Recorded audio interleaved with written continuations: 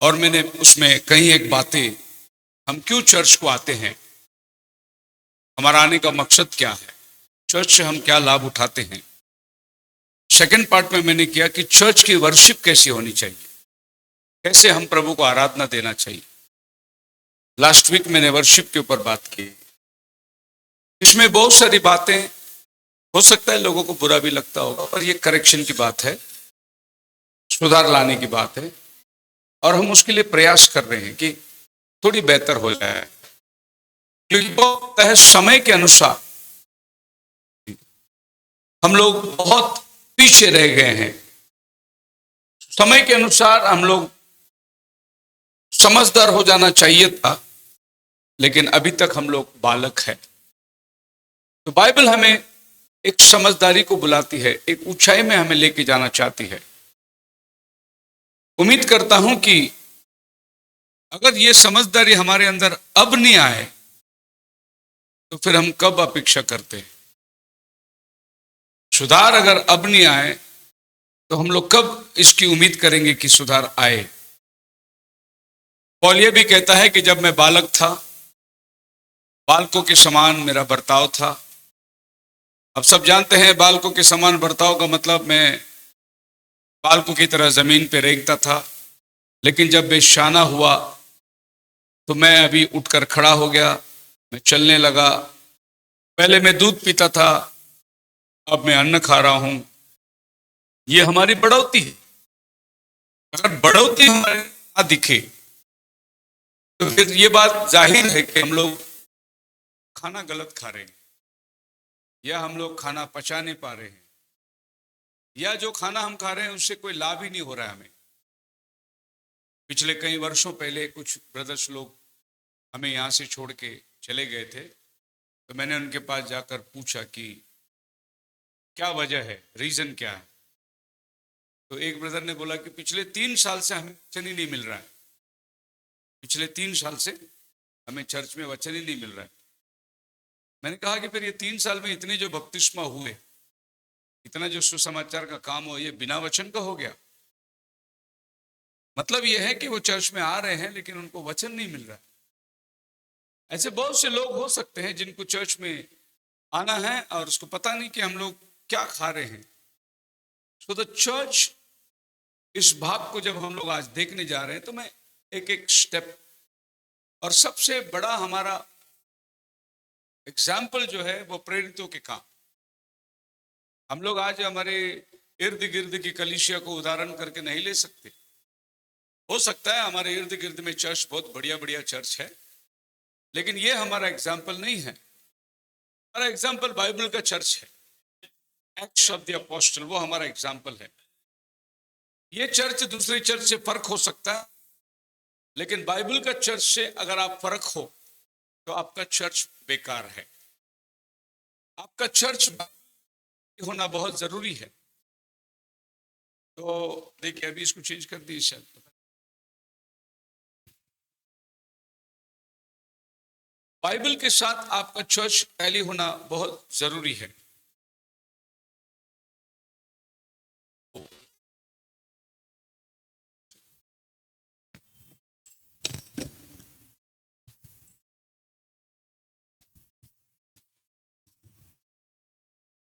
Again I am very sorry, मैं फिर क्षमा चाहता हूं। अगर बाइबल के साथ आपका चर्च टैली ना हो तो आपका जो परिश्रम है चर्च के प्रति वो सब व्यर्थ है। फिर हम क्यों व्यर्थ दौड़ते रहे। अगर हमें दौड़ना है तो हम बिल्कुल निशाने की ओर दौड़े। अगर हमें मालूम ही नहीं कि हमारा मंजिल कहाँ है तो हमारा दौड़ किस काम का। Praise the Lord. थोड़ी सी मेरे को तकलीफ हो गई क्योंकि सवेरे मेरे लैपटॉप चर्च में चार्ज नहीं किया गया, चार्जर कहीं और पड़ गया, और आते आते लैपटॉप बंद हो गई मेरी, मैं मैसेज नहीं बना सका और मैंने उसको मैसेज दे भी नहीं पाया। एनी हाउ, मिल गया मैसेज आपको, आ गया। मुझे उनकी भी चिंता करना है जो ऑनलाइन देख रहे हैं, उनको भी स्लाइड मिलना चाहिए, क्योंकि कैमरा ये स्लाइड को नहीं पकड़ता। ऑनलाइन में जब स्लाइड डालेंगे तो उनके सामने पिक्चर आ जाता है, इसके लिए थोड़ी सी हमको दिक्कत होती है। लेकिन जो बाहर सुनने वाले हैं, अगर स्लाइड्स में नहीं डालो तो मुझे आज रात कम से कम 20-25 फोन आ जाएगा, आपने स्लाइड नहीं डाला, आपने स्लाइड नहीं डाला। और यहाँ का जो सामने वाला स्लाइड है ये दिखाई नहीं देता। एनी हाउ, काम हो गया है। तो आज प्रभु भोज की आराधना है और हम लोग आज पार्ट 3 लेंगे एक्ट्स ऑफ द अपोस्टल से। और यहाँ पर एक बात पर हम लोग गौर करेंगे, and they continued steadfastly in the apostles doctrine. वे लोग प्रेरितों की शिक्षण पर मजबूती से खड़े रहे, एंड फेलोशिप, संगति करने में, and in breaking of bread, रोटी तोड़ने में, एंड इन प्रेयर्स, और प्रार्थना करने में। Praise the Lord. एक आपके पास अपोस्टल्स डॉक्ट्रिन, दूसरी आपकी फेलोशिप, तीसरा रोटी तोड़ना, और चौथा प्रार्थना करना। ये एकत्रित हो रही थी, तभी ये कलीसिया जो है बहुत पावरफुल चर्च बन गया हो। और ये इतना पावरफुल चर्च बन गया कि पूरी जेरूसलम हल गया। और इसके बाद आप देखेंगे कि इनके लाइफ में कैसी बेधारियां चलती चली जा रही है। इनमें से कोई भी मरा हुआ जीवन नहीं बिता रहा था, हर एक व्यक्ति एक जीवित व्यक्ति था।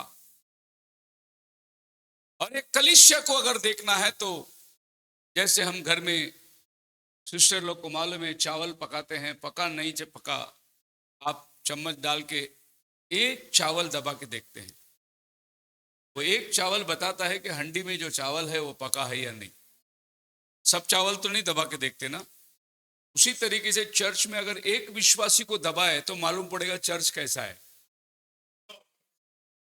चर्च की कैलकुलेशन क्या है, चर्च कितनी आग में है। और दुर्भाग्य से लोगों को वो मिल जाते हैं जो बेचारा हंडी में है ही नहीं, उसको दबा के लोग चर्च को नाम रख देते। वो है नहीं, पकने में है नहीं, वो बाहर ही रिंग में बैठा हुआ। आपको मालूम है चावल पकते पकते कुछ किनारे पे बैठा रहता है, वो पकता ही नहीं चावल। ऐसा कोई बिलीवर भी किनारे में बैठा रहता है, चर्च के किनारे में, वो पकता ही नहीं है। वो चर्च के कंपाउंड में मिलेगा, चर्च के बाहर मिलेगा, बाहर किनारा किनारा रहेगा। उसको ये भी नहीं बताना है कि मैं इनके साथ हूं, और ये भी नहीं बताना इनका बाहर हूं, ये भी नहीं बताना उसको। अगर बाहर हो गया तो हम बोलेंगे वो डिनोमिनेशन में चला गया, वो भी नहीं बताना है उनको। और अंदर बोला तो ये भी नहीं बताना है। ऐसे विश्वासी को अगर आप दबा के देखोगे तो आपको पता चलेगा वो कच्चा है। कच्चा विश्वासी का मतलब ये है कि उसने अभी तक वचन को जाना ही नहीं, बहुत समय हो गया है लेकिन विश्वास के अंदर वो परिपक्व नहीं हुआ। Now the apostles doctrine क्या है? An apostle is an authorized messenger acting on behalf of the sender. एक प्रेरित की सेवकाई वो है जिसने उसको भेजा, उसके प्रति वो लोगों को प्रचार करेगा, उसका रिप्रेजेंटेटिव होगा। वो पास्टर नहीं हो सकता, क्योंकि पास्टर जो है वो अपनी पेड चर्च के तरफ में वो बात करेगा। उसकी इन्फ्लुएंस जिसके साथ में लगा हुआ है वो उसकी बात करेगा। लेकिन अपोस्टल कोई चर्च की बात नहीं करेगा। वो जो प्रभु ने भेजा है, अपोस्टल का मतलब भेजा हुआ, वो केवल उसकी बात करेगा। Praise the Lord. अगर कोई मुझसे आकर कहे यहां पर कि अशु जी आप यीशु का नाम का बपतिस्मा तो ठीक है, एक खुदा का संदेश भी ठीक है, आप बीच बीच में ब्रदर ब्रैनम का नाम बोल देते हैं, उसका कोट पढ़ते हैं, उससे बहुत से लोगों को ठोकर लगेगा, डिनोमिनेशन के लोगों को। तो अगर आप उसका नाम ना ले तो अच्छा रहेगा, सुनने के लिए अच्छा लगता है। लेकिन मेरे भेजने वाले ने यही मेरे को बोलने के लिए भेजा, मैं क्या कर सकता हूं, मुझे तो बताना ही है। फिर जब मैं ये कहूं कि मैं बताऊंगा तो वो नाराज हो गया बंदा। नाराज होने के बाद में वो भिन्न भिन्न बातों को गढ़ने लगा। ये ऐसा नहीं होता, ये ऐसा नहीं होता, ये ऐसा नहीं होता। मतलब ये आप समझ जाइए कि आपके सामने जो खड़ा हुआ है ये केवल एक पास्टर ही नहीं, एक अपोस्टल है। मेरे पास एक अपोस्टल की मिनिस्ट्री है और मैं किसी की नहीं सुनता। मेरे को जिसने भेजा खाली उसकी ही बात में मानता हूं, उसी का बोलूंगा। मुझे ये परवाह है नहीं कि लोग बैठते हैं या सुनते हैं या जाते हैं, मुझे उसका परवाह है ही नहीं। क्योंकि मैं जानता हूं जो जाएगा वो सिर्फ वचन को टुकरा के जाएगा, दूसरा कोई कारण नहीं होगा उसके पास। जाने वाले के पास एक ही कारण कि वो सच्चाई को टुकरा के जाएगा। और ऐसे लोग जो सच्चाई को टुकरा के जाते हैं उनसे हमारा क्या लगाव, हमारा उससे क्या रिश्ता? आपको और हमको संबंध में बांधने वाला परमेश्वर का वचन है और सब वचन की साखली में बंधे हुए हैं हम लोग। पर और जगह में ऐसा नहीं होता। इनके पिताजी के पिताजी तो वो यहाँ के फाउंडर मेंबर थे, इसीलिए ये भी लोग हमारे मेंबर। इधर कोई फाउंडर मेंबर है नहीं, यहाँ कोई पारंपरिक है नहीं, यहाँ केवल वचन को मान्यता है। और वचन के अधीनता में आप रहोगे तो आप उन्नति पाओगे, वचन के अधीनता में नहीं तो आप अपने जीवन के अंदर नुकसान पाओगे। प्रेरित के काम पहली अध्याय अगर 1 वचन से 11 वचन तक पढ़ोगे, बाइबल अपोस्टल के शिक्षण के बारे में कुछ बात करती है। हे थियोफिलुस, मैंने पहली पुस्तक उन सब बातों के विषय में लिखी जो यीशु आरंभ से करता और सिखाता रहा, उस दिन तक जब तक वह उन प्रेरितों को जिन्हें उसने चुना था पवित्र आत्मा के द्वारा आज्ञा देकर ऊपर उठाया न गया। उसने दुख उठाने के बाद बहुत से पक्के प्रमाणों से अपने आप को उन्हें जीवित दिखाया और 40 दिन तक वह उन्हें दिखाई देता रहा और परमेश्वर के राज्य की बातें करता रहा और उनसे मिलकर उन्हें आज्ञा दी, यरूशलेम को न छोड़ो परंतु पिता की उस प्रतिज्ञा के पूरे होने की पिता के प्रतिज्ञा के लिए इंतजार करो। Wait for the promise. Bible college से सीख के प्रचार मत शुरू करो, या आपको किसी ने ऑर्डेन कर दिया कि भाई अभी पास्टर नहीं है, आप ही पास्टर बन जाओ। ऐसा नहीं बनता pastor. Wait for the promise. प्रभु यीशु मसीह ने स्वयं उनको सलाह दिया कि तुम इंतजार करो, वायदे का इंतजार करो। वायदा क्या था? जब पवित्र आत्मा आएगा तुम सामर्थ्य पाओगे, ये वायदा था, उसके इंतजार करो तुम। यानी अपोस्टल डॉक्ट्रिन जो है डायरेक्ट पवित्र आत्मा के द्वारा भेजा हुआ डॉक्ट्रिन है। और अगर कोई कहता है अपोस्टल डॉक्ट्रिन गलत है, उसमें पवित्र आत्मा नहीं है, कैसे पवित्र आत्मा की शिक्षा को गलत बोलेगा?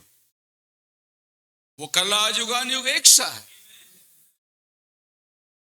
दूसरी चीज, इट्स अ स्पेशल क्वालिफिकेशन। उसका 15 आयत से पढ़ोगे तो बाइबल उनकी विशेषताएं बताती है। 15 वचन पढ़िए। उन्हीं दिनों में पतरस भाइयों के बीच में जो 120 व्यक्ति के लगभग थे खड़ा होकर कहने लगा। उन्हीं दिनों के अंदर ये घटना हुई। आपको याद दिलाने के लिए कि ये 100, 200, 300 साल के बाद में बदला हुआ डॉक्ट्रिन नहीं है, ये उन्हीं दिन का डॉक्ट्रिन है। उन्हीं दिनों में पतरस उनमें से उठ के खड़ा हुआ ना। ऊपरी कोठरी के अंदर लगभग 120 लोग थे और 120 लोगों में 11 चेले थे जो बाद में एक चुन लिया उन्होंने चिट्ठी डालकर, लेकिन हम 11 को ही पकड़ेंगे।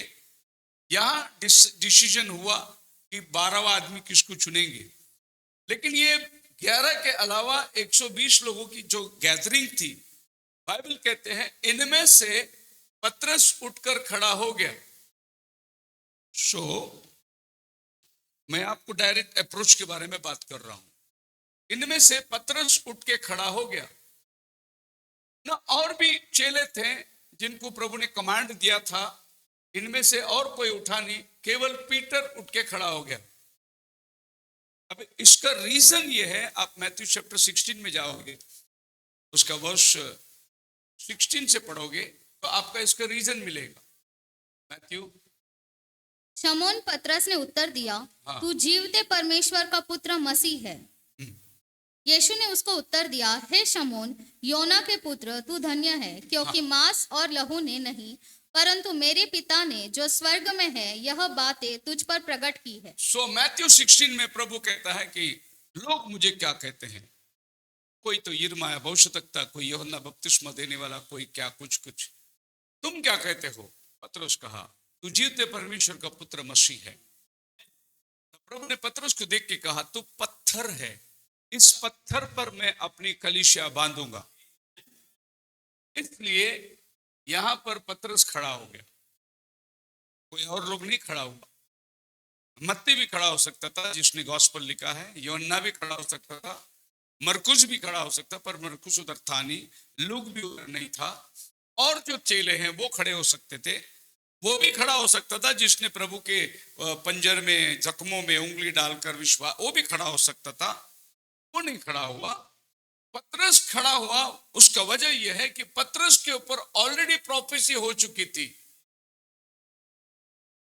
पहले से ही यह कहा गया था, पत्थर, इस पत्थर पर मैं अपनी कलीसिया बांधूंगा। That means a special witness, एक विशेष गवाह है वो लोग। हालेलुया। ये क्या बोलते हैं उसको, हम लोग बचपन में बच्चे लोग खेलते हुए देखा, बांडी बांडी खेलते हैं, छोटे छोटे बर्तन लेके आके बांडी बांडी खेलते हैं, और पानी डाला उसमें, कभी कभी बच्चे चाय भी बना लेते हैं, कुछ बना लेते हैं, बच्चे पी के आपस में संतुष्ट हो जाए। लेकिन शाम को वो घर खत्म हो जाता है, फिर मम्मी डैडी आवाज दे दिया तो बच्चा सब छोड़ के अपना घर चला जाता है। बात आपकी समझ में आई? तो ये पास्टर और चर्च ये बांडी बांडी नहीं है कि मैंने यहाँ खेल दिया, मैंने वहां पास्टर बन गया, मैंने नहीं। ये स्पेशल कॉलिंग की जरूरत है, स्पेशल बुलाहट की जरूरत है तुम्हें। मैंने कई बार इस बात को चैलेंज करके दिया कि मुझे कोई नहीं हटा सकता, क्योंकि जिसने खड़ा किया उसके अलावा कोई मुझे हला नहीं सकता। उसकी मर्जी हो ना तो फिर मैं यहां से, वो अपने आप निकाल देगा, लेकिन कोई क्योंकि उसने आपको स्थापित किया है। और फिर प्रभु के और आपके बीच में कोई नहीं आएगा। मैसेज में कहे ना कि पाप क्या है, व्हाट इज सिन। पाप ये है, आपके और परमेश्वर के बीच में अगर कुछ आता है, वही है पाप। व्हाट इज सिन, आपके और खुदा के बीच में अगर कोई दीवार आती है, वही पाप है। लोगों ने पाप को क्या समझ लिया? सिगरेट पीना, दारू पीना, तंबाकू खाना, इसी को लोगों ने पाप समझ लिया। नहीं, पाप वो है जो आपके और खुदा के बीच में आके खड़ा हो जाए और आपको खुदा का संपर्क जो है खत्म करता है।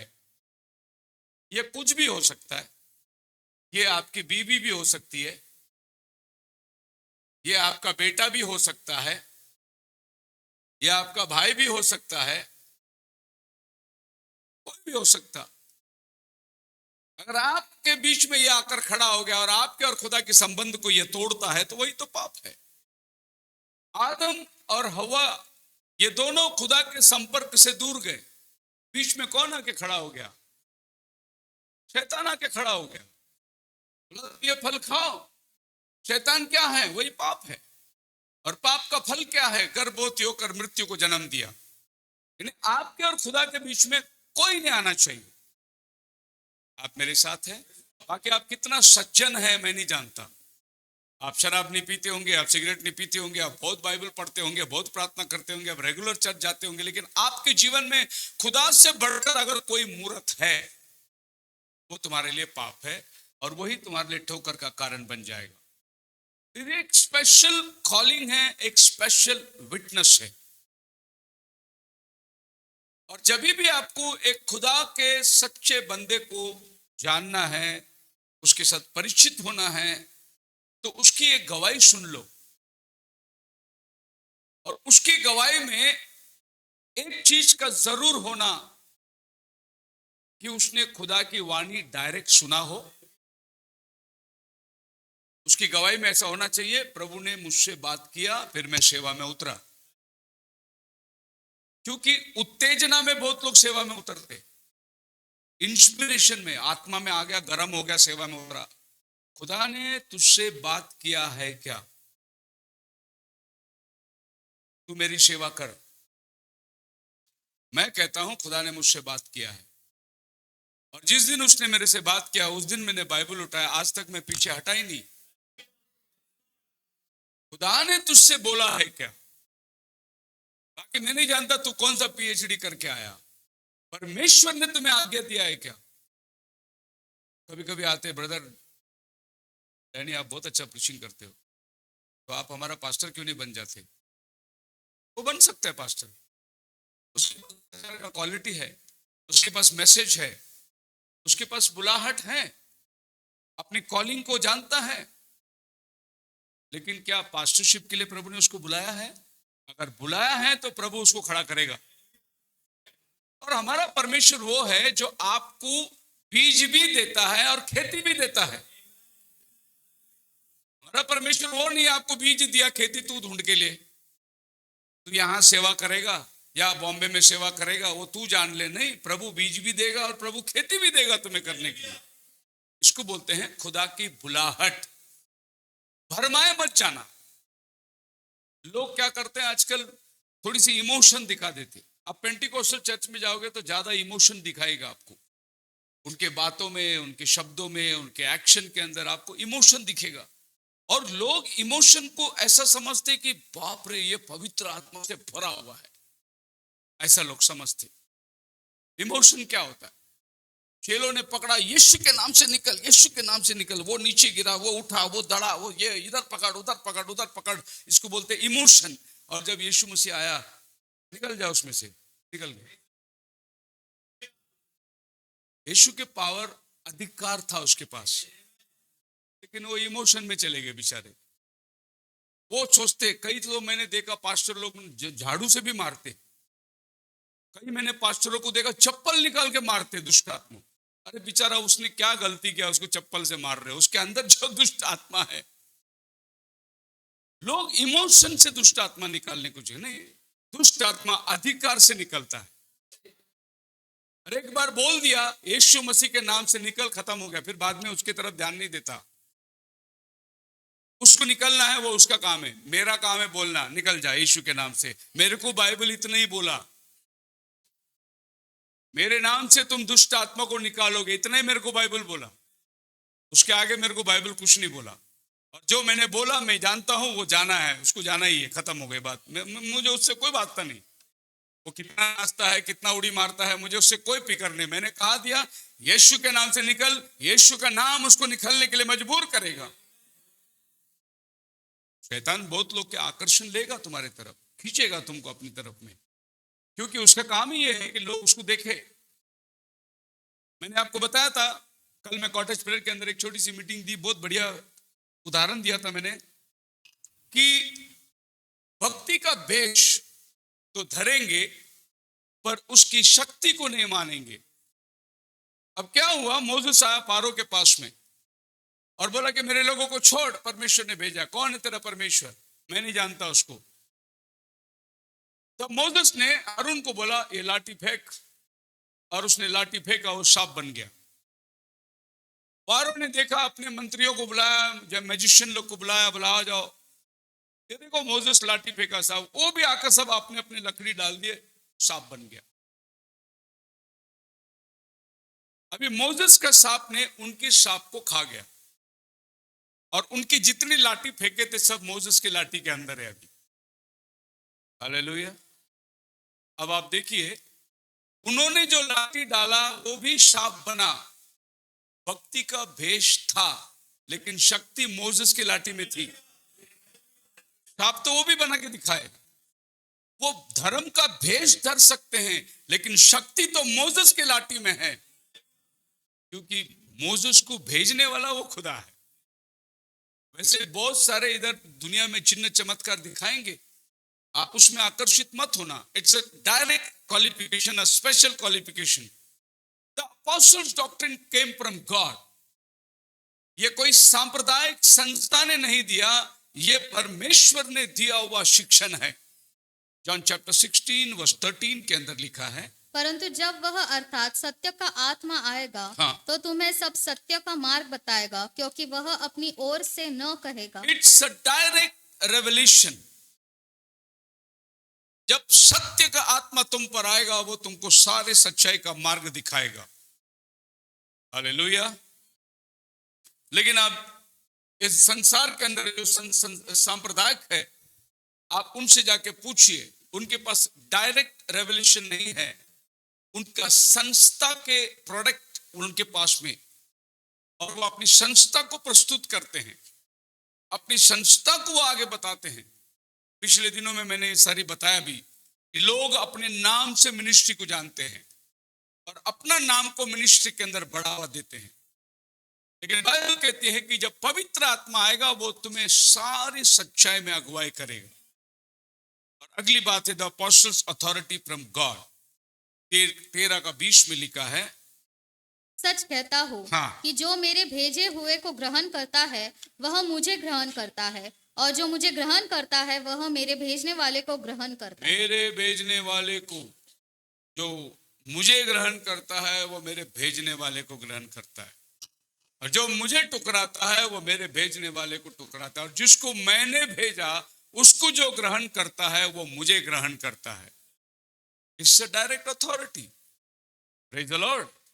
लेकिन एक बाइबल कॉलेज से जब पास्टर निकलता है उसके पास डायरेक्ट अथॉरिटी नहीं है, वो अपना एप्लीकेशन 4 चर्च में डालता है, जो चर्च अच्छा पैकेज दिया वो चर्च में वो ज्वाइन हो जाता है। ये डायरेक्ट अथॉरिटी है ही नहीं। डायरेक्ट अथॉरिटी का मतलब है कि जो मैंने जिसको भेजा उसको जो ग्रहण करेगा वो मुझे ग्रहण करता है। अभी आप ये पूछिए संस्थाओं से, क्या तुम्हें खुदा ने भेजा है?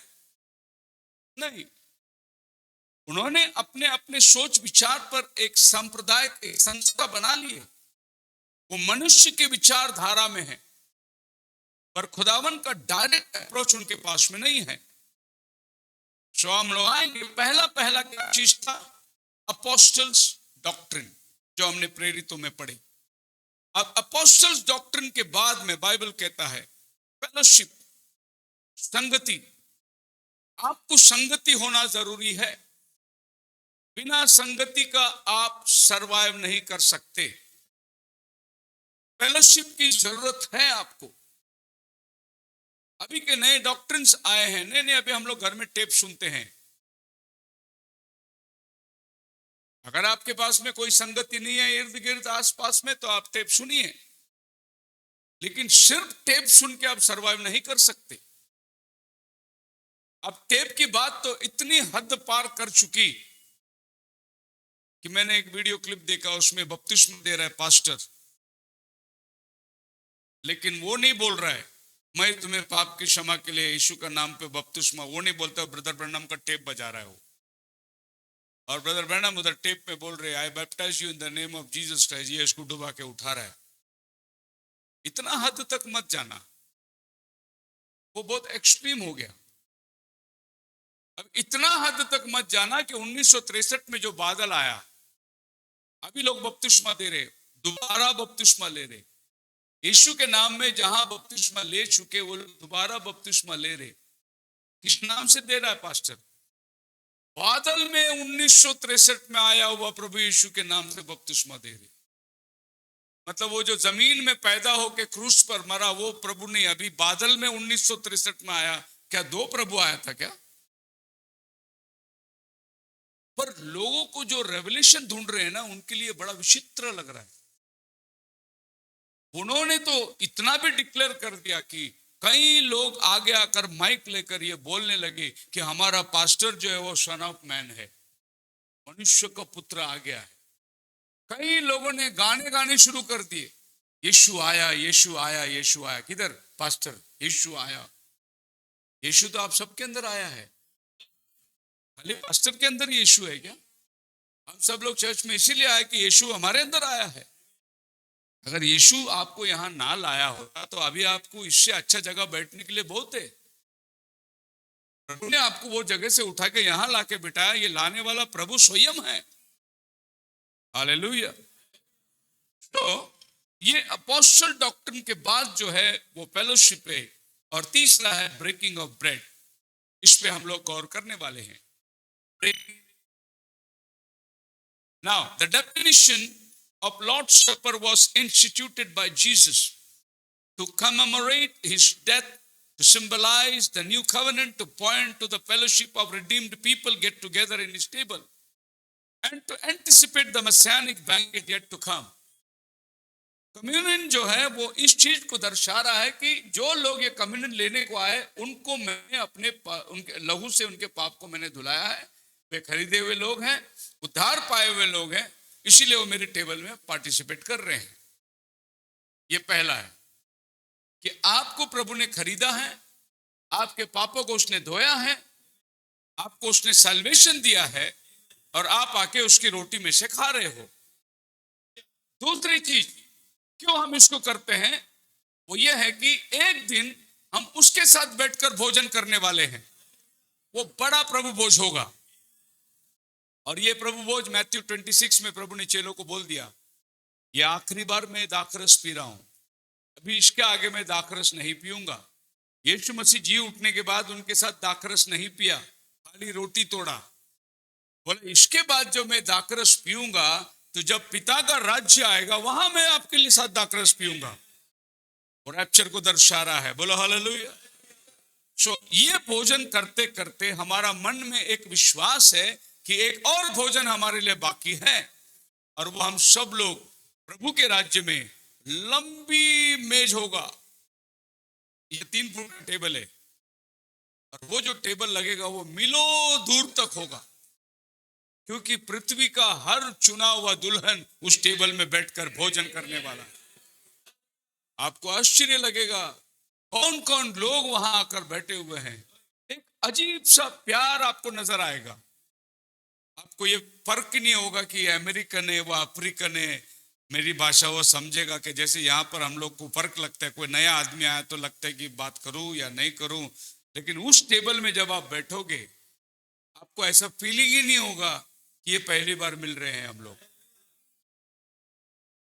मैं लोगों से कहता हूं कि मैंने इससे पहले आपको कहीं तो देखा है। मैं कहीं कन्वेंशन में जाता हूं नई जगह के अंदर तो मैं उनसे कहता हूं कि इससे पहले मैं आपको कहीं तो देखा हुआ है। तो लोग भी सोचने लगते हैं किधर मिला था अपन, वो सोचते रहते कहाँ मिला था। मैं बोला याद करो कहीं तो मैं आपको देखा है, मैं आपको मिला है। तो लोग सोचते रहते, जवाब किसी का भी नहीं आता। फिर बाद में मैं बोलता हूं हम सब लोग प्रभु के सानिध्य में थे, उसके ख्यालों में थे, हम लोग धरती में आए, आपस में मिल रहे हैं, वहां मैंने आपको देखा है। और फिर इस दौड़ में कोई आगे गया कोई पीछे गया कोई बात नहीं, लेकिन हम सब वापस मिलने वाले हैं वहां पर। ये हमारा मकसद है, ये हमारा जगह है। तो ये कम्युनियन हमको 2 चीज को दर्शाता है। एक कि प्रभु ने मेरा उद्धार का काम पूरा किया है, इसीलिए मैं इसका भागी हूं और ये बार बार हम लोग ले रहे हैं। इसका ये मतलब है कि एक दिन हम एक बड़ा भोज में बैठने वाले हैं। यहां तो प्रभु ने अपना शरीर दिया, लेकिन वहां तो प्रभु खुद हमारे साथ बैठकर खाएगा। Hallelujah. The Lord's Supper traces its symbolic roots to the Passover meal at the time of Exodus. अभी अगर हम लोगों से पूछे प्रभु भोज कहां शुरू हुआ तो वो बताएंगे प्रभु यीशु मसीह ने शुरू किया। लेकिन यीशु मसीह ने नहीं शुरू किया प्रभु भोज। प्रभु भोज निर्गमन के अंदर जब गुलामी से निकल रहे थे वहां प्रभु ने उस रात उनको प्रभु भोज करने के लिए कहा था। उससे पहले भी प्रभु भोज हुआ है। जब मेलकिसेदेक अब्राहम से मुलाकात किया वहां भी प्रभु भोज हुआ है। लेकिन कांग्रीगेशन को प्रभु भोज लेने के लिए प्रभु ने कब कहा? जब मिस्र देश में से ये लोग निकल रहे थे। वहां क्या थी? प्रभु ने उनको आज्ञा दी निर्गमन का 12 अध्याय उसके 14 वचन के अंदर, और वह दिन हाँ। तुमको स्मरण दिलाने वाला ठहरेगा जी। और तुम उसको यहोवा के लिए पर्व करके मानना जी। वह दिन तुम्हारी पीढ़ियों में सदा की विधि जानकर पर्व माना जाए। This day shall be unto a memorial, तुम्हारे लिए एक यादगार show, and shall keep a feast to the Lord throughout your generation, पूरी तुम्हारी पीढ़ी से पीढ़ी तक इस त्योहार को मनाओ। बोलो हालेलुया। जी मैं आपको कहता हूं आपके मन में खुशी होगी। लोग क्रिसमस साल में एक ही बार मनाते, गुड फ्राइडे साल में एक बार, ईस्टर साल में एक बार आता है, लेकिन प्रभु बोलते ये फीस्ट जो है तुम्हारा पीढ़ी से पीढ़ी मनाते रहो। लोग बोलते हैं आप लोग क्रिसमस नहीं मनाते क्या? मैं बोला हम तो हर महीना मनाते त्योहार। जो प्रभु ने मनाने को बोला वो तो हम मना रहे हैं, और तुम वो मना रहे जो प्रभु ने बोला ही नहीं। प्रभु ने कहा बोला क्रिसमस मनाओ? हम वो मना रहे हैं जो प्रभु ने मनाने के लिए बोला है। बोला हालेलुया। तो हमारे लिए प्रतिदिन प्रतिमा जब भी टेबल के पास आते हैं, प्रभु ने बोला फीस्ट, इट्स अ त्योहार है वो आपके लिए। तो याद रखना, आज अगर सभी कम्युनियन के दिन घर से निकलता चलता हो, कोई पूछे कहाँ जा रहा हो, बोलो त्योहार मनाने जा रहा हूं।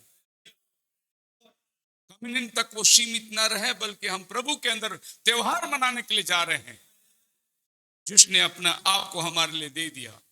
तो उस रात क्या हुआ था? मरण का दूत आएगा, जिस चौखट में लहू होगा वहां मरण का दूत प्रवेश नहीं करेगा, वो बाहर से निकल जाएगा, पास ओवर। वो अंदर नहीं प्रवेश करेगा, क्योंकि वो लहू जो चौखट में है वो ये बता रहा है इस कमरे के अंदर जो है उनके लिए मैंने खून दे दिया है। तो मरण का दूत आपको ऊपर कब्जा नहीं करेगा, आपको ऊपर राज्य नहीं कर सकता है जब आप इस लहू के नीचे आ जाए। सो कम्युनियन क्या चीज को दर्शाता है? इस चीज को दर्शाता है इस लहू के पीछे हम छिपे हुए हैं, मौत हमें छू नहीं सकता। मैं ये शारीरिक मृत्यु के बारे में बात नहीं कर रहा हूं। बाइबल कहती है दूसरी मृत्यु से उसकी हानि ना होगी। खुदा से हमेशा जुदा होना वो दूसरी मृत्यु है। पहली मृत्यु से तो अगर प्रभु के आने में देर हो तो हर एक को जाना है, वो शरीर से अलग होना, लेकिन आपका आत्मा और प्राण अलग ना हो, वो दूसरी मृत्यु है। तो ये लहू जो है हमें बचाता है। बोलो हालेलुया। अब जब मूसा उस रात भोजन कर रहा था तो बाइबल कहती है वो तैयारी का भोजन था। तुम अपने कमर में कपड़े बांधकर, पैर में जूती पहनकर, हाथ में लाठी लेकर खाए खाए से तुम उस सागपात को कड़वे सागपात के साथ खाना। अब ये भोजन एक विशेष भोजन था। अपने अपने परिवार के निमित्त जो भेड़ बकरी हो सकता है उसको लेकर बलिदान करके आप वो भोजन और लोग कर रहे हैं, बड़े घाय घाय से भोजन कर रहे हैं। अब घर में भी लोगों को परेशानी, बोले ये क्या अजीब तरीके से खाना खा रहे। नबी इसको एक्सप्लेन करता है कि मोसेस का बेटा ने पापा को बोला पापा आज ऐसा क्यों खाना खा रहे हैं हम लोग, सब लोग पैर में जूते पहने हुए हैं। बोले बेटा कल सवेरे हमको निकलना है। लॉर्ड हम लोग घाय घाय से खा रहे हैं, बस ये हमारा आखिरी भोजन है। आप मेरे साथ है? फिर ये भोजन आपको कहां तक ताकत देने वाला है? अगले कनान देश यानी प्रॉमिस में पहुंचने तक ये वाला भोजन आपको ताकत देगा। हमारा प्रॉमिस क्या है? रैप्चर। हमारे रैप्चर तक ये हमको ताकत देगा, ये हमको लेके चलने वाला है। जो व्यक्ति रेगुलर कम्युनियन लेता है, रेगुलर, और इसको मान मर्यादा देता है, वो आदमी स्वस्थ, अच्छा भला अपने जीवन पर प्रभु का अनुग्रह चंगाई का आशीष पाएगा। Praise the Lord. फिर हमारे हाथ से गलतियां हो जाएगी तो थोड़ा बहुत पटका प्रभु से देता है, लेकिन अगर फिर हम प्रायश्चित करके आ जाएंगे इसके पास तो फिर प्रभु हमें स्वास्थ्य और चंगाई से बना रखता है। उस रात मोसेस ने पूछा पापा ये सब रो रहे बच्चे। बोले बेटा उनका घर में पहलौठा मर गया।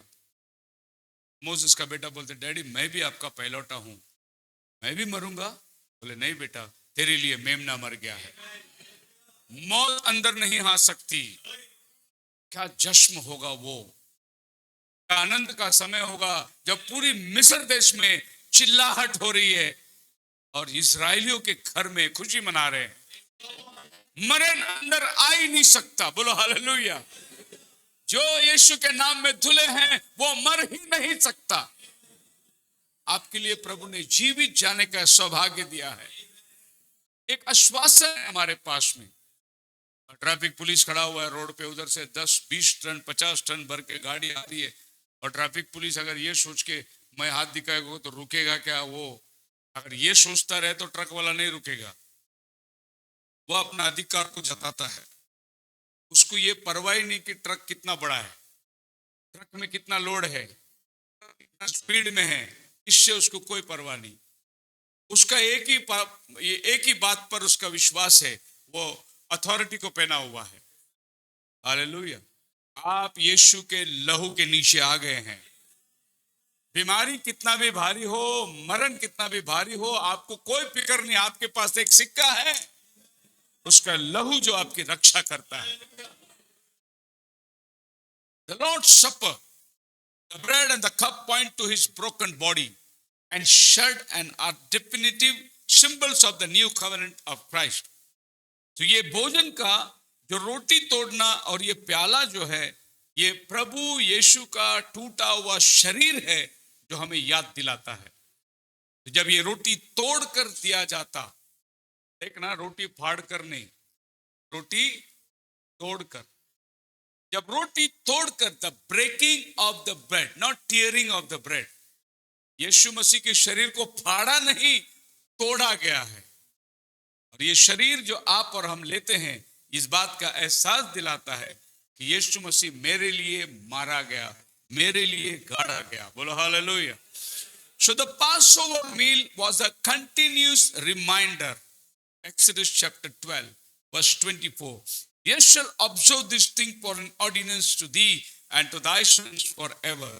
ये तेरे लिए एक चिनानी बन जाए और हमेशा हमेशा के लिए तू इस बात का पीछा करते रहे, तू और तेरे बेटों को हमेशा के लिए तू सिखा देना। It was to be a continual reminder of the great salvation that God brought to his covenant people through the great act of judgment. एक बहुत बड़ा मरी जो मिस्र देश में हुआ था, न्याय जो मिस्र देश में हुआ था, उसमें से प्रभु ने तुमको बचा के लिया। इसकी याद में तुम हमेशा प्रभु भोज लिया करो। हालेलुया। आने वाले समय के अंदर लोग प्रभु भोज के लिए इकट्ठे होते तो सवाल उठता था कि ये पर्व हम क्यों मना रहे हैं? ये पर्व इसलिए मना रहे हैं कि हमारे बाप दादे गुलामी में थे और परमेश्वर ने उस गुलामी से हमें छुड़ा कर लाया। और आज ये टेबल क्या चीज को गवाही देता है? हम सब एक दिन पाप के गुलामी में थे, प्रभु यीशु का लहू ने हमें छुड़ा कर यहाँ लेकर आया है। यही ये पर्व। तो बहुत लोग कम्युनियन से दूर रहते हैं। और ब्रदर आप कम्युनियन नहीं लिया? हाँ ब्रदर, नेक्स्ट टाइम। परफेक्ट नहीं है मैं। परफेक्ट बनेगा कब तू? ये लेगा तो तुझे परफेक्ट बनने को ताकत मिलेगा। अगर तू बोलेगा मैं परफेक्ट बनने के बाद ये लूंगा, तो तू ये बात साबित कर रहा है इससे बड़ा ताकत मेरे पास है, मैं परफेक्ट बन के आऊंगा। इसके सिवा तुमको परफेक्ट कोई बना ही नहीं सकता। आप अगर ये बोल के लेंगे प्रभु मुझ पापी पर दया कर, मुझे शक्ति दे, मुझे सामर्थ्य दे, तो निश्चित ये आपको ताकत देगा, आपको ओवरकमिंग का पावर देगा, आपको पाप के ऊपर राज्य करने की ताकत ये प्रदान करेगा। Hallelujah. So as the Passover meal served as a reminder of the redemption that the Lord achieved for his people in bringing them out of the bondage in Egypt, जैसे ये पर्व एक यादगाश है कि प्रभु ने उस गुलामी से लोगों को बाहर निकाला। The Lord's Supper became a powerful reminder of our redemption. Lord Jesus Christ achieved his people, releasing us from the slavery of sin. जैसे वो मिस्र देश में से निकला हुआ एक बहुत बड़ा त्योहार था, आपको और हमको पाप से बचाने वाला एक बहुत बड़ा त्योहार है। यह त्योहार हमें साबित करता है कि प्रभु का लहू ने मुझे धोकर शुद्ध किया है। And this meal then the foundational and enduring symbol of new covenant. ये पर्व जो है प्रभु यीशु के अंदर एक नया वाचा है जो उसने आपके और मेरे साथ बांधा है। आगे पौल हमें बताता है, 1 कोरिन्थियंस चैप्टर 11 वर्स 27 से पढ़ोगे और इस वचन को मैं ऐसा लूंगा, is the fencing of the communion table. इसलिए जो कोई अनुचित रीति से प्रभु की रोटी खाए या उसके कटोरे में से पिए। आपको मालूम है ये इसको बोलते फेंसिंग। ये फेंसिंग क्यों लगाया गया है? ताकि कोई भी आदमी आगे नहीं चढ़े ऊपर, इसके लिए फेंसिंग लगाया गया है। तो कम्युनियन को पौलुस ने एक फेंसिंग लगा दिया, एक बाउंड्री बांधा। अनुचित रीति से मत खाना, अपने आप को जांच लो, अगर लायक हो तो हाथ बढ़ाओ, नहीं है तो हाथ मत बढ़ाना, योग्यता है तो आगे आओ। फेंसिंग ब्रदर हमने देखा है हमने ऐसे भी आदमियों का अनुभव किया है जो इधर प्रभु भोज लेता था, चुपते के साथ में दारू के दुकान में खड़ा रहता था, वहां से बोतल लेके घर को जाता था, हमने देखा है। लेकिन उसकी लाइफ स्पेन क्या हो गया, कितना दिन जी सका आदमी, खत्म हो गया ब्रदर। मरने का उम्र नहीं था, लेकिन क्यों मरते हैं? तुमने प्रभु के बोझ को अनुचित रीति से, इसको तुमने निरादर किया। तुम्हें लगता है कि कोई नहीं देखता, लेकिन प्रभु देखता है। उसके मेज को तुम अशुद्ध कर रहे हो। आपने प्रभु भोजन में खाना दे दिया तो क्या प्रभु खुश हो गया? नहीं। आपने पास्टर को खाना खिला दिया, प्रभु खुश हो गया? नहीं। प्रभु खुश तब होता है जब आप उसके वचन को मान और मर्यादा दोगे। बाकी किसी और चीज के अंदर प्रभु, वैसे तो दुनिया बहुत देती है प्रभु को, लोग कितने कितने दान देते हैं, ऐसे ऐसे रुस्तम लोग पड़े हैं, वो सोचते हैं कि हमारे धन संपत्ति के अंदर प्रभु हमसे खुश हो जाएगा। नहीं। सो एक फेंसिंग का होना बहुत जरूरी है। और ये डीकेन और एल्डर लोग का चर्च में काम है कि भाई कौन जो प्रभु बोझ ले रहा है, मान लो अगर वो प्रभु बोझ ले रहा है और उसकी जान पहचान नहीं, तो उससे पूछना जरूरी है, भाई तू कहां से आया, आप पहली बार आए हैं क्या? आपको मालूम है आप प्रभु बोझ ले रहे हैं? आपका बपतिस्मा यीशु के नाम से हुआ है? अगर वो बोलेगा नहीं मैं मेथोडिस्ट का मेंबर है, मेरा बपतिस्मा पिता पुत्र पवित्र आत्मा के नाम से हो गया है, तो फिर उसको बोलना यीशु का नाम का जब तक बपतिस्मा नहीं लेता तो प्रभु बोझ मत लेना। उसको समझाना है। अगर कोई नया व्यक्ति आ गया तो उससे हमें मतलब फेंसिंग बनाना बहुत जरूरी है, उसको वार्न करना जरूरी है, भाई ऐसा मत लेना प्रभु बोझ, ये बहुत पवित्र विधि है। बाइबल कहता है अगर अनुचित रीति से लेगा तो बहुत लोग सो भी गए। इन्हें अगर आप उचित रीति से लाएंगे तो आपके ऊपर आशीष को लाते हैं, अगर आप अनुचित रीति से लेंगे तो आपके ऊपर श्राप उतरता है। अब आपके ऊपर है, लेकिन फेंसिंग की जरूरत है। ये प्लेटफॉर्म क्यों बनाया गया, ये पुलपिट क्यों बनाया गया? कि इसमें और कांग्रीगेशन के अंदर एक डिस्टेंस होना बहुत जरूरी है। हर कोई आदमी इधर आके खड़े रह के कुछ नहीं कर सकता। यहां पर आकर अगर आपको कुछ करना है तो आपके ऊपर वो अभिषेक होना बहुत जरूरी है। Praise the Lord. और हमेशा आप जब पुलपिट में आओगे तो अपनी मर्यादा में रहना बहुत जरूरी है। और कोई भी एल्डर और डीकन को समझो प्रचार का मौका मिलता है तो उसने अपना मर्यादा बनाए रखना बहुत जरूरी है। पास्टर ने मुझे कहा कि आज प्रचार करे। मैं प्रभु का धन्यवाद देता हूं कि आज प्रभु ने यह मौका मुझे दिया। मैं जो आज बोलने जा रहा हूं, अगर मेरे मुंह से कुछ गलत बात निकले तो क्षमा करना मुझे। आपका छोटा भाई समझकर मेरी सहन कर लो। मैं लायक नहीं हूं, क्योंकि ये कांग्रीगेशन को पास्टर ने तैयार किया है। इस तरीके का नम्रता आप में आना बहुत जरूरी है। आप अपनी मर्जी नहीं। मैं आज की तारीख में मैं अंबरनाथ चर्च में, आपको विश्वास नहीं होगा, मैं अपने चर्च में एक भी एल्डर को डीकन को पुलपिट नहीं देता, खड़ा नहीं करता मैं उसको। जिस दिन मैं बाहर जाता हूं मैं दूसरे पास्टर को बोलता हूं जाओ मेरे चर्च में प्रीच करो। अपने चर्च के ब्रदर्स लोगों को मैं मौका नहीं देता। क्यों पता है? मैंने जितनी बार मौका दिया वो आपस में एक में के ऊपर, इसको पुलपिट मिला ये उसको धोता है, उसको पुलपिट मिला वो इसको धोता है। अरे पुलपिट क्या खिलवाड़ है क्या? ये परमेश्वर आपके द्वारा बात करता है। आप सिर्फ एक कठपुतले हैं। इधर शब्द खुदा का आना चाहिए आपके मुंह से। और हमारे यहां एक बुरी आदत हो गई, जिसको मौका मिला वो दूसरे को पकड़ के धोना शुरू कर दिया। ऐसा नहीं ऐसा, ऐसा नहीं ऐसा, ऐसा नहीं ऐसा। नहीं, आपने सिर्फ संदेश देना है जो खुदा ने आपको दिया है। और बहुत सिंपल है ब्रदर, हमारे पास 1100 मैसेज है। कितने? 1100 नबी का मैसेज है। अगर आपको कभी चांस मिला प्रचार करने, उस रात आप मैसेज निकालो, एक उस मैसेज को पढ़ो, उसमें से मार्किंग करो, उतना कोट्स निकालो। नबी ने इतना बोला करके भी आप बोल दिया, एक अच्छा सरमन तैयार हो जाएगा।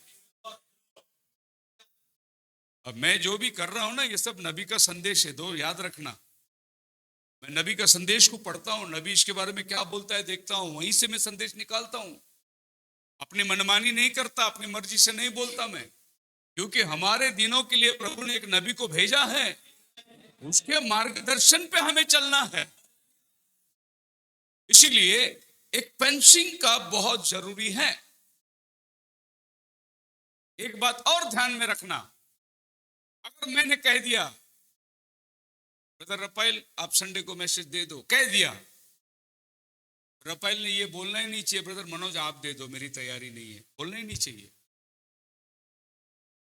आप एक्सक्यूज देना ही नहीं चाहिए। आपने एक्सक्यूज दिया, खुदा की मर्जी से आप पीछे गए, आप प्रभु की योजना से हट गए। क्योंकि प्रभु की योजना पास्टर के द्वारा आपके पास आया और आप उसको रिप्लेस कर रहे हैं, तो पास्टर की मर्जी जो प्रभु ने बताया था वो निकल गया, फिर मनुष्य का मर्जी चलना शुरू हो गया, फिर प्रभु काम नहीं करता, फिर आदमी काम करना शुरू कर देता है। इसके लिए अपने लाइफ में फेंसिंग होना बहुत जरूरी है। ये टर्म्स एंड कंडीशन है, इसके आगे पीछे, इसमें पैर रखने के पहले सोचना बहुत जरूरी है कि मैं कौन सी चीज बना रहा हूं। आप मेरे साथ हैं जी, मैं खड़ा हूं, मुझ में कोई कपकपी नहीं है, मुझ में कोई घबराहट नहीं है, मैं अपने शब्दों में कभी लड़खड़ाएगा नहीं। लेकिन अगर मैं आपको बोलूं कि आओ इधर आओ, थोड़ा टाइम खड़ा रह के बात करो, फिर आप आके इधर खड़े रहो, तो क्या होता है आपके साथ? आप गवाही देने के लिए खड़े रहेंगे तो ये आपको मालूम होगा कि जो जो आप सोच के आए, इधर आने के बाद भूल गया सब, अरे मैं क्या क्या बोलने को आया था सब भूल गया। अब यहां खड़े रह के गवाही देने के लिए कब कभी होती है, तो यह पुलपिट में आके खड़े रहने के बाद आपको पता चलेगा आपको कौन चलाता है।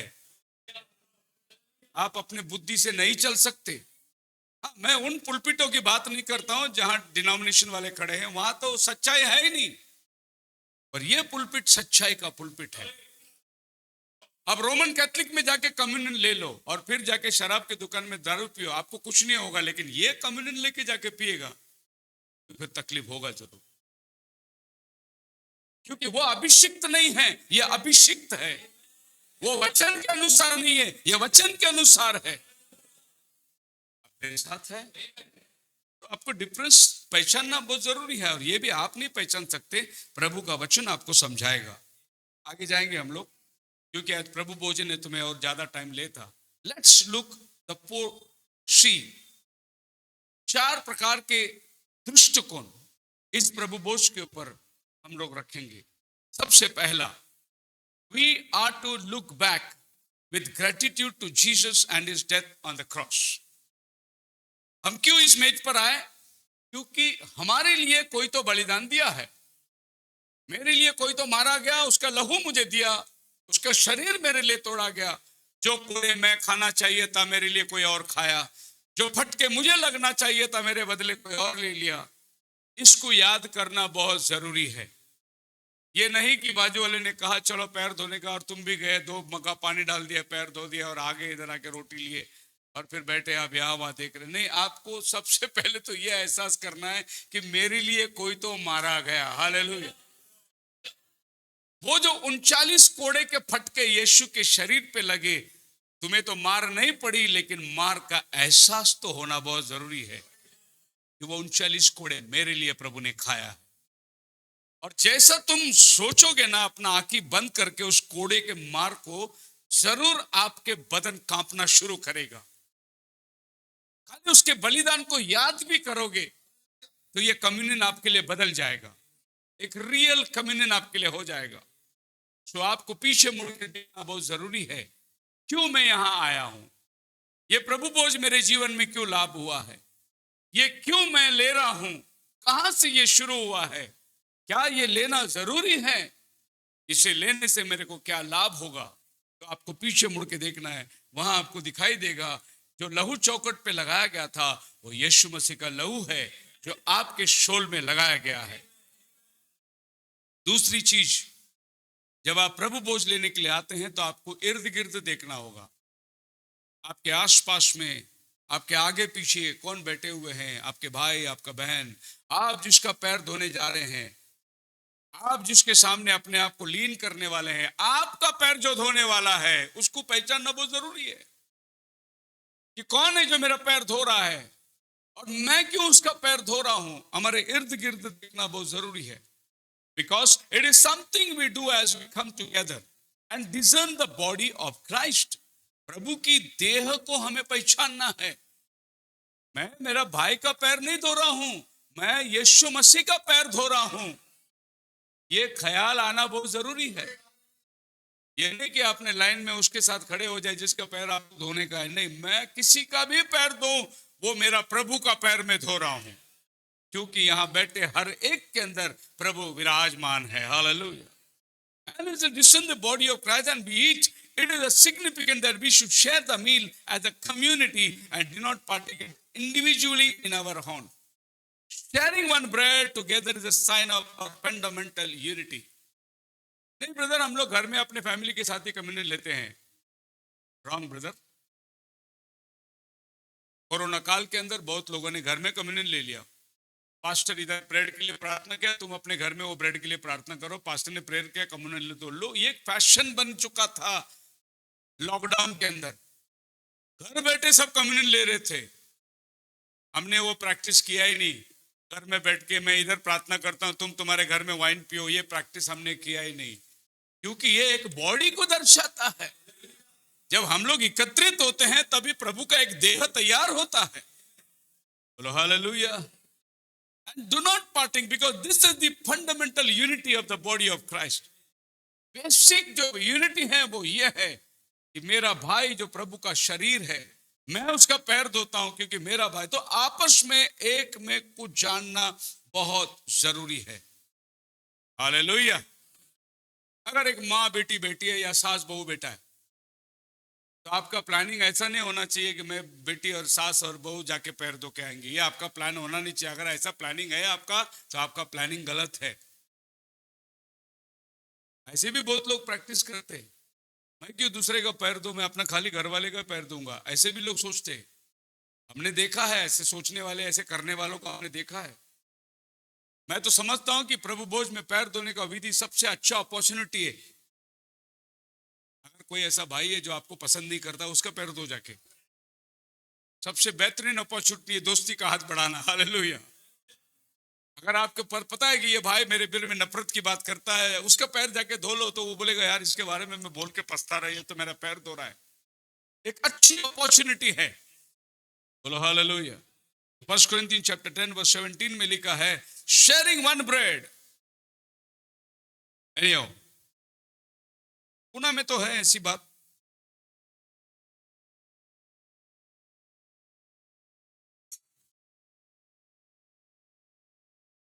तीन रोटियां है,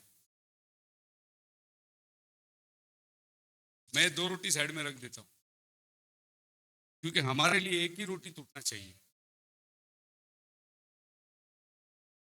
और ये एक ही रोटी से हम सब लोग खाना चाहिए। खैर ये 2 रोटी में लंच डिनर में खा लूंगा रात को, मैं इसको लेके जाता हूं घर। लेकिन टूटने का जो रोटी है ना वो एक ही होना चाहिए,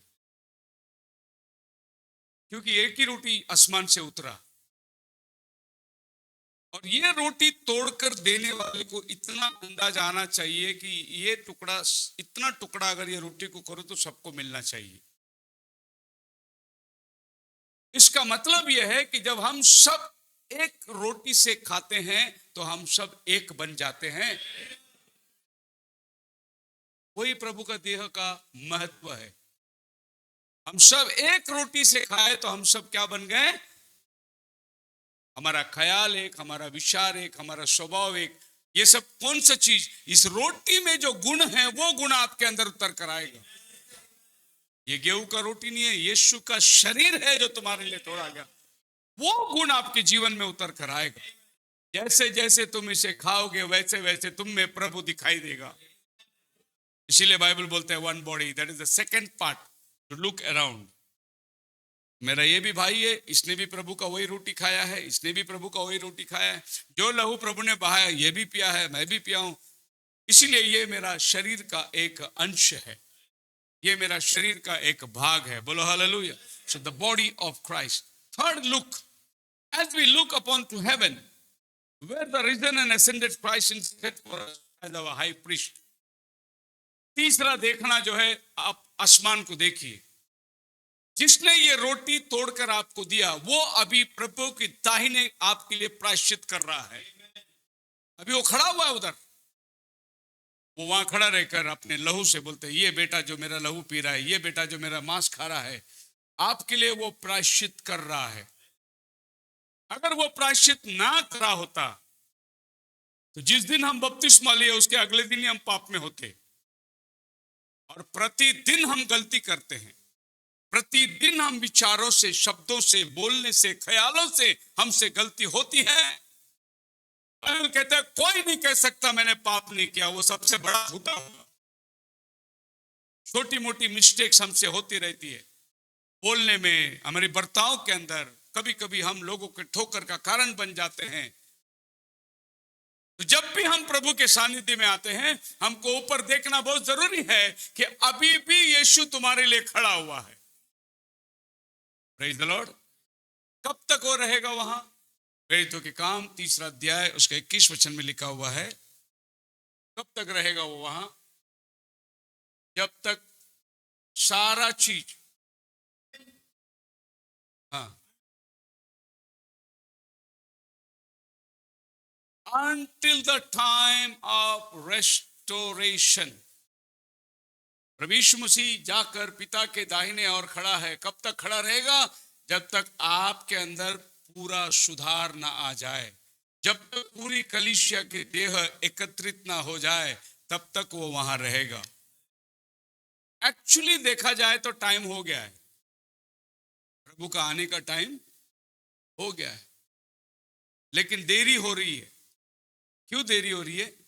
उसके आने के लिए देरी नहीं हो रही है, हमारा जाने के लिए देरी हो रही है। हम तैयार नहीं हो रहे हैं। चाहे वो आखिरी बीज अंदर आने तक प्रभु रुका रहेगा, और वो आखिरी बीज जिस दिन अंदर प्रवेश करेगा दरवाजा बंद हो जाएगा। इस बात को मैं ऐसे समझाता हूं, एक दिन अब्राहम और सारा बांझ थी, बाइबल बोलता है, और सारा के संतान नहीं उत्पन्न हो सकते। अब्राहम के अंदर गलती नहीं थी, गलती थी सारा के अंदर। तो अब्राहम यीशु को दर्शाता है, मसीह को, और सारा चर्च को दर्शाती है। आज अगर कमजोरी है तो वो चर्च में है, प्रभु में कमजोरी नहीं है। किस दिन चर्च पक्का हो जाएगा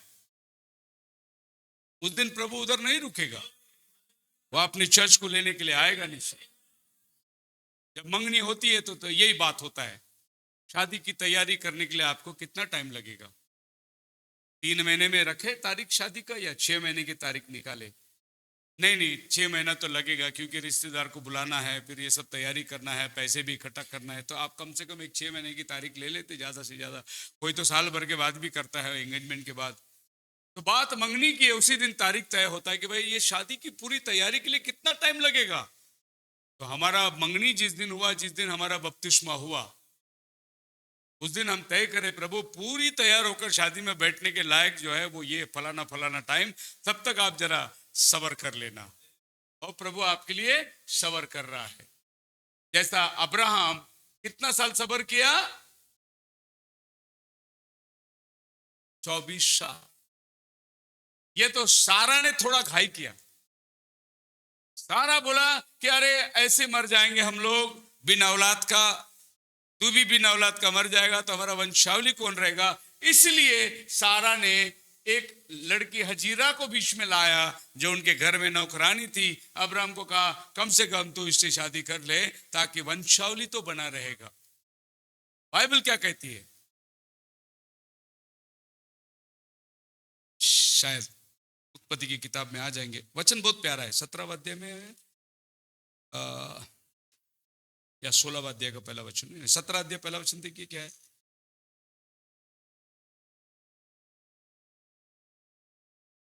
नहीं, 16 अध्याय पहला वचन।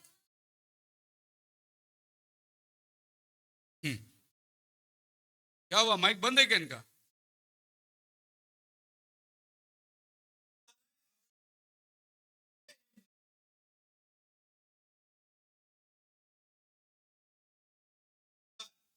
सेकंड। हम्म जी जी।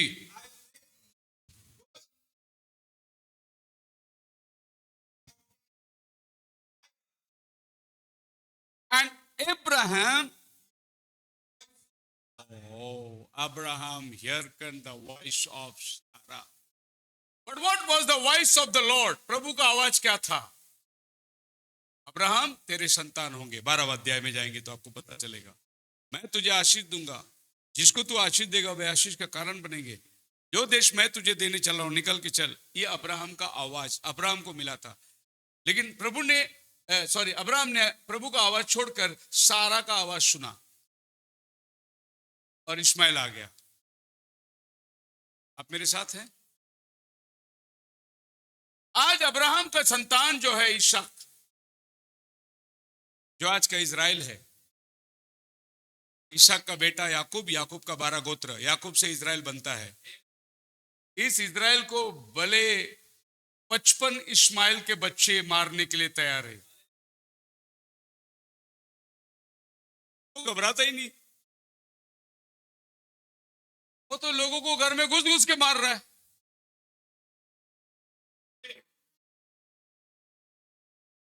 वो अमेरिका को बोल रहा है तेरी मदद की जरूरत नहीं मुझे, और सारे दुनिया वो ना वायदे का बच्चा है, वो किसी से नहीं डरता हो। इतनी छोटी सी देश है और लोग बोले हम मिटा देंगे, हम मिटा देंगे 24 घंटे में, 40 घंटे में। बेचारा वो दूसरा पद में आके बैठा, वो 19 घंटा भी नहीं बैठने पाया।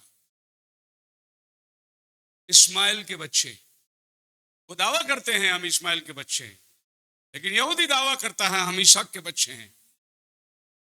क्या वो बेंजामिन नेतन्याहू का भाषण है, बोलते ये देश खुदा ने हमें दिया है, इस देश में से कोई हमें हिला नहीं सकता, कितनी भी बड़ी ताकत आ जाए हमको नहीं हिला सकता।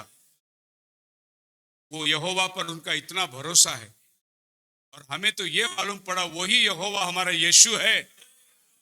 हमारी ताकत और कितना गंभीर हो गया है।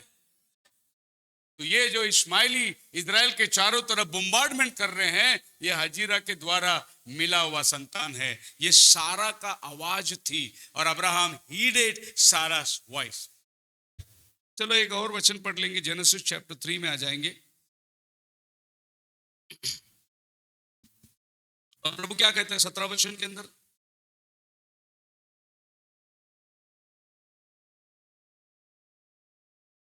बात सुनिए, और जिस फल के मैंने तुझे आज्ञा दी उस आया भूमि कारण शापित भर और वह तेरे कांटे। आया बात समझ में आपको? सेम वर्ड आपको जेनेसिस 17 में मिलता है। तूने अपनी पत्नी की बात मानी, और यहां पर कैन पैदा हो रहा है। आई बात समझ में आपको? और अब्राहम ने अपनी पत्नी की बात मानी, उसमें इस्माइल पैदा हो रहा है। और ये दोनों की वंशावली को आप बाइबल में देखो, कैन की वंशावली ज्यादा से ज्यादा 10 लोगों का नाम आता है, इसकी भी वंशावली में लोग का नाम आता है। उसके बाद बाइबल इनकी वंशावली को खत्म कर देता है, इनका वंशावली का जिक्र ही नहीं होता आगे। कैन का बच्चे का वंशावली नोहा तक जिक्र होता है, 10 पीढ़ी। उसके बाद उसके बच्चों का नाम ही नहीं आता। इस्माइल का नाम भी बाइबल में उसके बाद नहीं आता। फिर बाद में लोगों ने क्या किया, इस इस्माइल के बच्चे को जोड़ के उन्होंने कुरान को लेकर आया, और उन्होंने अपना वंशावली को इसके साथ जोड़ दिया कि हम इस्माइल के बच्चे हैं, लेकिन बाइबल गवाह नहीं देता। लेकिन आपके और मेरे बारे में बाइबल आज भी गवाह देता है, हम इसहाक के बच्चे हैं। इस्माइल के बच्चे का कोई दावा बाइबल देता नहीं। प्रभु ने उसका नाम को निकाल दिया, जबकि वो अब्राहम का ही सीड है, लेकिन उसका नाम को प्रभु ने वंशावली में नहीं लिया। आप मेरे साथ हैं? तो हमारा तीसरा देखना प्रभु की ओर, जहां वो हमारे लिए खड़ा हुआ है और विनती कर रहा है। चौथा, फाइनली वी लुक फॉरवर्ड, हम आगे देख रहे हैं। ये प्रभु बोझ लेने के टाइम हम आगे की ओर नजर कर रहे हैं। आगे क्या है? प्रभु आने वाला है। पहला कुरिन्थियन 11:26 में लिखा है, फर्स्ट कुरिन्थियन चैप्टर 11 वर्स 26। हाँ,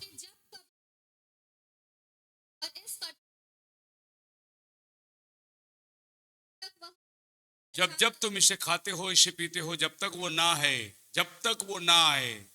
तो ये प्रभु बोझ हम लेने के टाइम हमारे फ्यूचर, आगे को देखते हैं। अभी मैंने बताया, हमने पीछे देखा, बलिदान को याद किया, हमने इर्द गिर्द देखा, हमारे भाई और बहनों को याद किया जो इसी देह का एक अंग है, और हम ऊपर देखे, वो अभी भी वहां विराजमान है, हमारे लिए प्रायश्चित कर रहा है। अब हम आगे को देखते हैं, क्या है? एक दिन जब प्रभु आएगा, ये भोजन खत्म हो जाएगा, हम उसके राज्य में भोजन करने बैठेंगे और वो प्रभु के साथ बैठने वाले हैं। एक बहुत बड़ा भोज का हम इंतजार कर रहे हैं। खुदावन आपको आशीष दे। प्रार्थना के अंदर चलेंगे।